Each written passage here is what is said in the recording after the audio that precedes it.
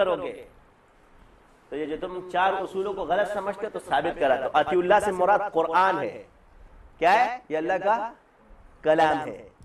والرسول سے مراد حدیث ہے. یہ حضور کی اطاعت ہے. ہمارے پاس حدیث حضور کی پہنچی ہے. اور اولی الامر سے مراد ائمہ مجتہدین صحابہ کرام ہیں جن کو اللہ نے اجتہاد کا درجہ دیا, بعض نے اس کو حاکم قرار دیا ہے. اب ان میں جب لڑائی ہو جائے گی تمہارے اس میں یہ اولی تو پھر کیا کرو گے؟ جب تمہاری کسی چیز میں لڑائی ہو جائے فی شیء فردوا الی اللہ والرسول, تو آ جاؤ تصوف میں تمہاری ہماری لڑائی شروع ہو چکی, پھر اس کو اللہ اور رسول کی طرف.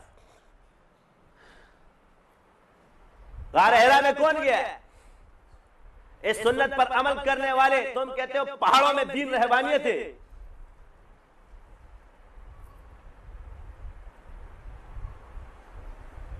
تو یہ پہاڑوں میں تو حضور دین کو لے کر آئے. اب بولو یہ تم کہاں سے آ گئے؟ یہ بھی چھوڑو.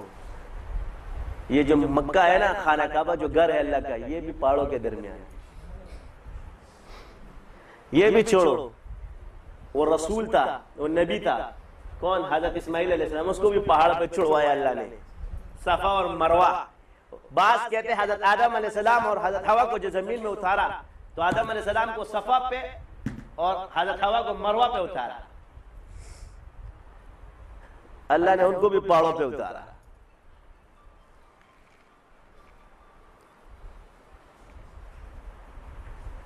اب کہتے جی اولیاء اللہ پر دین کھلتا ہے. اب یہ کام کون لے رہا ہے؟ اللہ لے رہا ہے. اب حضرت حاجرہ جب بھاگ رہی تھی پانی کے لیے, کس کے لیے؟ کیا ان کی نیت دین کی تھی؟ قرآن حدیث کی تھی؟ کوئی نیت کی تھی انہوں نے کہ میں اللہ کی رضا کے لیے کر رہی ہوں؟ یا بچہ پانی سے بلک رہا تھا اس کے لیے دوڑ رہی تھی؟ اس دوڑ کو اللہ نے پسند فرما کے کیا فرمایا؟ ان الصفا والمروہ من شعائر اللہ ومن حج البیت او اعتمر فلا جناح علیہ ان یطوف بہما. اس کے اندر دوڑے.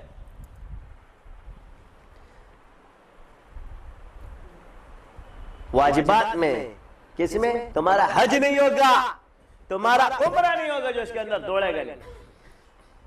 یہ فعل کس کا ہے؟ ولی کا. تو ائمہ مجتہدین جو اولیاء اللہ گزرے ان پر تمہارا کیوں اعتراض؟ میں اماموں کو مانتا ہوں مگر ہر کسی کو امام نہیں مانتا. یہ یاد رکھنا, میرا بھی یہ اصول یاد رکھو. مجھے پتا ہے میں قرآن اور حدیث سے بات کر رہا ہوں کہ اللہ نے ہر کسی کو امام نہیں بنایا ہے. تمہاری باتیں سنو.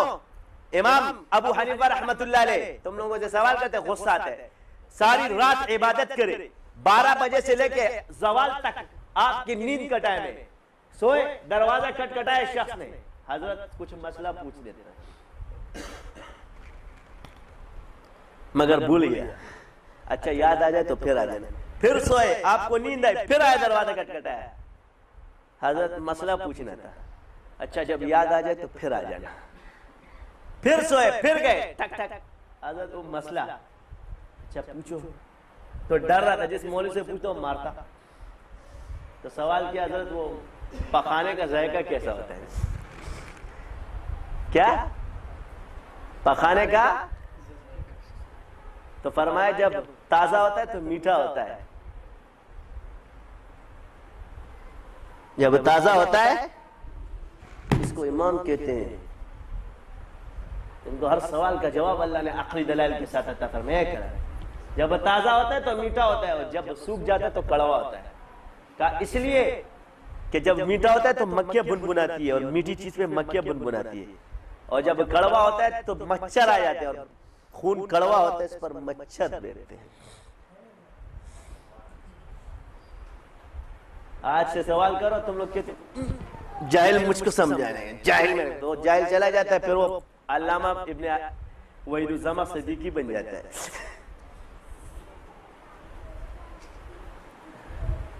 وہ علامہ وحید الزماں بن جاتا ہے, اتنا بڑا ہو جاتا ہے, پھر کہتا ہے چلو اب میں خود تحقیق کروں گا. نو کې وای دا چا په مانه پښتو مې دا چا وای دا ما په خپل نو بیا جاړي ولې تم نے 10 سال میں جواب دینا نہیں سیکھا، لوگوں کو دھتکارنا سیکھا ہے.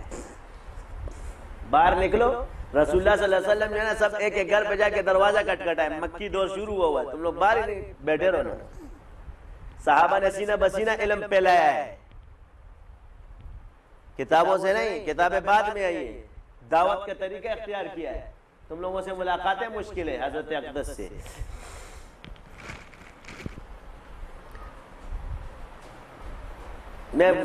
مجھے اعتراضات نہیں ہے، میرے پیچھے پڑے، میں اس لیے تم لوگ کو جوابات دے رہا ہوں.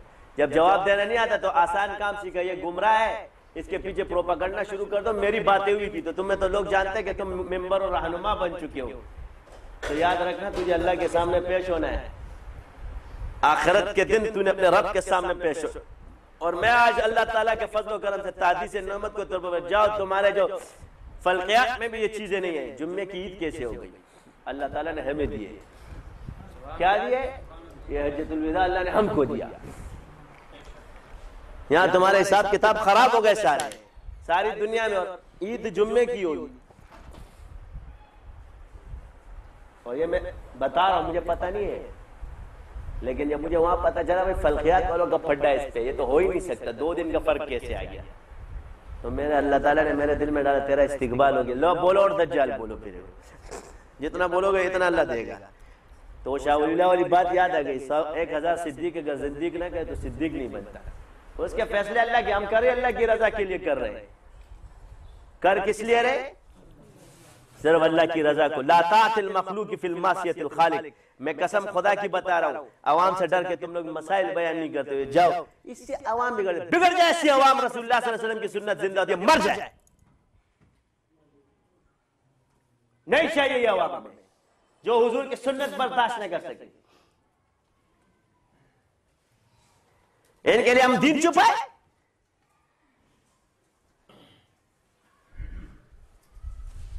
یہ پڑھو وہ پڑھو یہ پڑھو وہ پڑھو، کچھ نہیں پڑھو. اب میں بتا رہا ہوں، اللہ تعالیٰ نے جن کو درجے دیے میں ان کو چھوڑ دوں تمہارے لیے.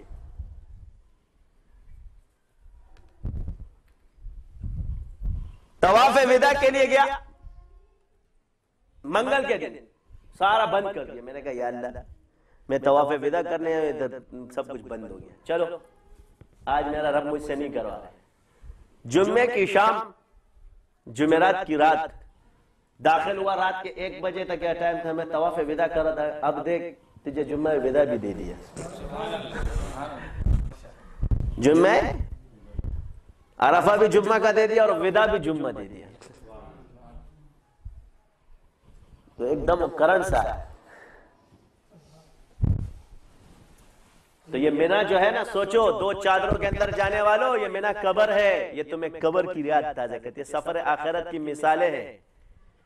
وہاں تمہیں بستر اتنا ملتا ہے جتنا تمہارے قبر کے لیے کافی ہے. یہ ساری قبریں اجتماعی قبر ہے قسم کی، اور عرفات حشر ہے. یہاں لیٹنا ہے، رات گزارنی ہے، وہاں کھڑا ہونا ہے. یہاں لیٹنا ہے، مینا میں رات گزارنی ہے، وہاں کیا ہے؟ کھڑے ہو کر دعائیں کرنی. عرفات حشر اور مینا قبر، یہ مثال ہے آخرت کی. اس کے بعد تمہارا فیصلہ ہوگا کہ تم جنتی ہو یا جہنمی.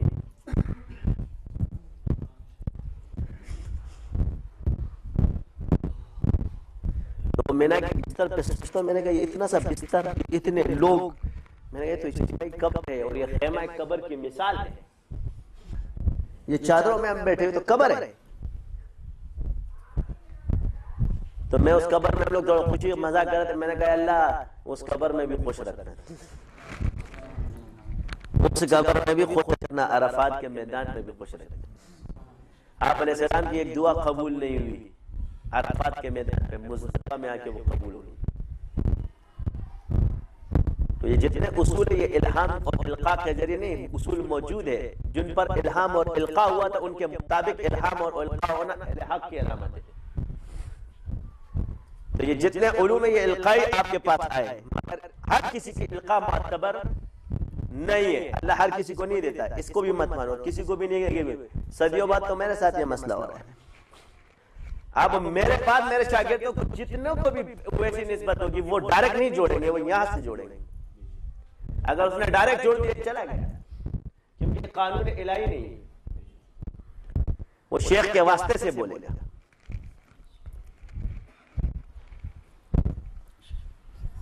اور شیخ اس کی تصدیق کرے گا، آگے میں اسے سوالات کروں پوچھوں، مگر اگر اس کو شریعت اور کتابوں کے علم آنا شروع ہو جائے تو ایک بات یہ کہ اگر کسی کو مکاشفے کے اندر یا خواب میں کوئی انعام مل جائے تو اس انعام کا مطلب ہے کہ اس پر تمام چیزیں سیکھنا واجب فرض ہو گئی۔ کیا ہوگی؟ اس کا یہ مطلب نہیں ہے کہ یہ ہو گیا، بلکہ اس کا یہ مطلب ہے کہ اب یہ تمام علوم سیکھے گا، یہ جذب ہو گیا ہے۔ کیا ہو گیا؟ یہ اللہ یجتبی الیہ من یشاء میں داخل ہو کر تو اب حق عین الیقین تو اسے ہو گیا۔ دو چیزیں اس کی باقی ہے، ایک علم الیقین اور حق الیقین۔ جذب عین الیقین میں ہوتا ہے، کس میں ہوتا ہے؟ مجذوب عین الیقین تک جاتا ہے، حق الیقین تک نہیں جاتا۔ یہ اپنی کھوپڑی میں رکھنا آج یہ نیا قانون، اس میں مکاشفہ کھلتا ہے، کیونکہ علم الیقین اور حق الیقین دونوں کے اندر علم ہے، اور عین الیقین کے اندر علم الیقین کے اندر علم ہے، صرف جان ہے، عین الیقین کے اندر دیکھنا ہے، اور حق الیقین کے اندر یہ دونوں کیفیتیں موجود ہوتی ہیں، پوری کی پوری۔ محسوس بھی ہوتا ہے، نظر بھی آتا ہے، اور وہ علم بھی ہوتا ہے، دلیل بھی ہوتی ہے۔ علم الیقین کے معنی ہے دلیل، کیا؟ عین الیقین کے معنی ہے مکاشفہ، حق الیقین کے معنی ہے کیفیات، تو کیفیت آ جانا۔ تو اس لیے یہ کس میں ہوتا ہے؟ جس کو جو یہ سوچتا ہے کہ اللہ اسے دیکھ رہا ہے، یہ اللہ اسے دیکھنے کا مطلب سمجھتے ہو؟ اس کو مؤخر کیا ہے، ان تعبد اللہ کأنک تراه فإن لم تکن تراه فإنه، یعنی اللہ اس کا نگہبان بن جاتا ہے۔ کیا ہو جاتا ہے؟ جیسے ہم کہتے ہیں نا معصوم تو گورا، ہم کسی کو کہتے ہیں یار اس بچے کو دیکھنا، تو دیکھنے کا مطلب اس بچے کو یہ پتہ نہیں ہوتا کہ مجھے کون دیکھ رہا ہے، میری رکھوالی کرنے والا اللہ اس کو نگہبان بن جاتا ہے، اور وہ جو چلتا ہے اللہ اس کو چلاتا ہے اس چیز پر۔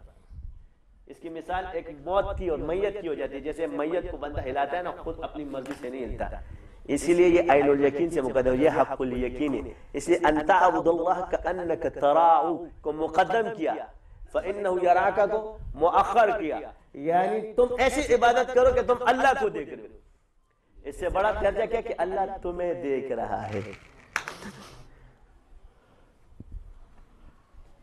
اور یہ چیزیں تصوف کہ اصل مسئلہ، یہ تصوف نہیں ہے ہمارے حضرت والے، اس کو تصوف نہیں بولتے، اس کو کہتے ہیں ہمارے حضرت۔ یہ تصوف نہیں ہے، اچھا یہ جتنے ہوتے ہیں نا ہمارے حضرت، یہ ہمارے حضرت ہے، یہ تصوف نہیں ہے۔ تصوف نام ہے حق الیقین کا، وہاں سارے حضرت غائب ہو جاتے ہیں، وہاں صرف حق رہتا ہے۔ کیا رہتا ہے؟ حق ہو۔ کیا رہتا ہے؟ حق ہو۔ یہ اس مقام اور اس نہج تک پہنچ جاتا ہے کہ اللہ تعالیٰ کے ساتھ اس کا ربط ہوتا ہے۔ تو یہ تمام چیزیں اس دور کے اندر بڑی تباہی پیدا کر چکی ہے کہ بھئی یہ تو ان علماء کرام کی جتنی بھی محنتیں اور کاوشیں ہیں تو اللہ ان کی نیتوں پر بھی ان کو اجر دے گا اور ان کی خطاؤں کو معاف کر دے گا۔ اس طرح اہل حق صوفیاء نے بھی جو محنت کی ان کی نیکیوں کو بھی اللہ قبول کر کے ان کی خطاؤں کو معاف کر دے گا۔ تو ہم لوگ ان کے فیصلے کرنے والے نہیں ہیں، کیا؟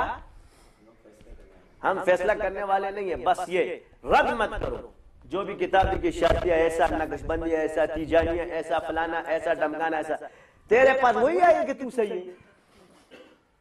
سارے قادیانی کی اولاد بن کر کے وہیوں کے دعوے کرتے ہو، یا وہ نبی کا اقرار کر یا تم لوگ بیٹھ کے بات کرو، ایک ہی بات ہے نا، بس وہ منہ سے بولتا ہے تم فعل سے کرتے ہو۔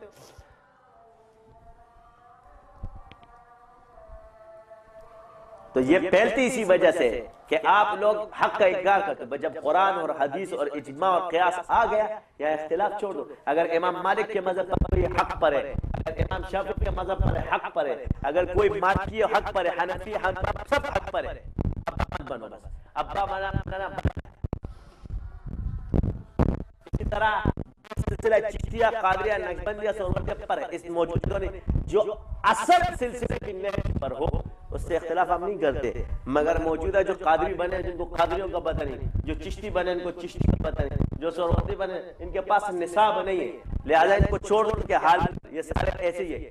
تم لوگ سیکھو، اور اس کا حل یہی ہے کہ آپ لوگ سیکھ کر اس کو پھیلاؤ، اس دین کو پھیلاؤ۔ میں تمہیں سکھا رہا ہوں، میں چھپا نہیں رہا، یہ چھپانے کی چیز تھی، لوگ اپنے سینوں میں لے کے چلے گئے، کسی کو نہیں سکھایا۔ میں تمہیں سکھا رہا ہوں، یہ آذان اور یہ قیامت کے دن میں مجرم نہیں ہوں، جو نہیں سیکھے گا وہ ذمہ دار ہوں۔ قیامت کے دن یہ جتنے مولوی ہیں نا ان کا گیروان پکڑوں گا میں نے چیخ کر بولا تھا کہ میں تمہیں سکھا رہا ہوں، سیکھو، اس سے گمراہی بند ہوتی ہے۔ عوام و خواص جو بھی ہو، میں نے آپ لوگوں کو کھلا کہا، جس نے سیکھنا ہے میرے دروازے کھلے، میں اس چیز کو نہیں چھپاؤں گا، میرا تم سے وعدہ ہے۔ میں اس نقطے پر پہنچا ہوں کہ بندے کو حق الیقین پر پہنچا تو سب سمجھ میں آ جائے گا۔ صحابہ نے سارے عالم تھے، اس لیے ان کے ہاں لڑائیاں کم تھی، تابعین سارے علماء تھے، سیکھتے تھے، وہ سیکھنے والے ہوتے تھے، یہ آج کل کے نہیں ہیں، سیکھنے والے تھے۔ تو اس آذان کی برکت سے بتا رہا ہوں الحمدللہ، ٹھیک ہے میں کچھ بھی ہوں، اللہ مجھے معاف کرے، میرے اعمال کو آپ مت، وہ میرے رب کا معاملہ ہے۔ شرع عذر کو مانتے، جو نہیں مانتا اس کو چھوڑ دو۔ سب سے پہلے اپنے شیخ کی مخالفت چھوڑو، جو اپنے شیخ کی مخالفت پر اترا، میری بات قرآن اور حدیث کے خلاف ہے، مجھ سے بات کرو، لڑائی مت کرو، یہ دل میں بٹھا کر کہ تم لوگ مجھے، میں معصوم نہیں، نعوذ باللہ کہ مجھ سے تم لوگ اولیاء معصومین چلے، میں اولیاء معصومین میں سے نہیں ہوں بھائی، صاحب بات ہے، علی بھی نہیں لیکن علی بھی نہیں۔